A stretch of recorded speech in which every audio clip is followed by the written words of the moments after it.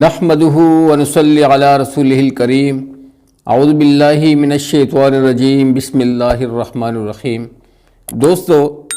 حضرت جابر رضی اللہ تعالیٰ عنہ نے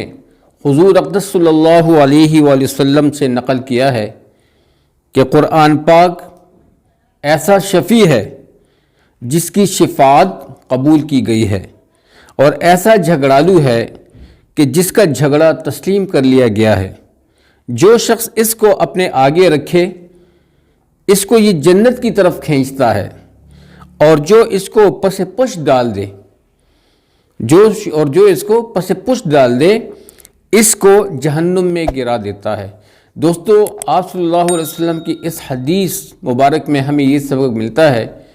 کہ قرآن مجید جو ہے یہ اللہ سبحانہ تعالیٰ کی بہت بڑی اور عظیم کتاب ہے، اور اللہ کو اپنی اس پاک کتاب سے بہت محبت ہے، اور اس پاک کتاب کو اللہ کریم نے لوح محفوظ میں محفوظ کر رکھا ہے۔ تو جو لوگ اس قرآن کو پڑھتے ہیں، شب و روز اس میں غور و فکر کرتے ہیں، اللہ سبحانہ تعالیٰ ان کے درجات کو بلند فرماتا ہے۔ آپ صلی اللہ علیہ وسلم کی حدیث ہے کہ خیرکم من تعلم القرآن وعلمہ، کہ تم میں بہترین شخص وہ ہے جو قرآن کو سیکھے اور سکھائے۔ تو یہاں پہ قرآن کو آگے رکھنے کا مقصد یہی ہے کہ دن رات مومن مسلمان بندہ جو ہے دن رات اس کی تلاوت پہ مشغول رہے گا،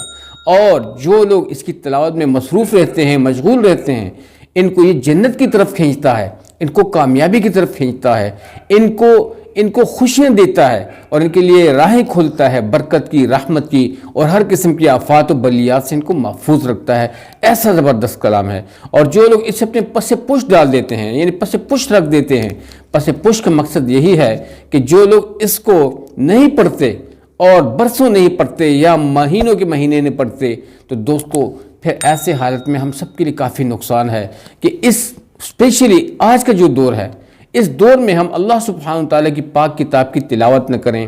اس کو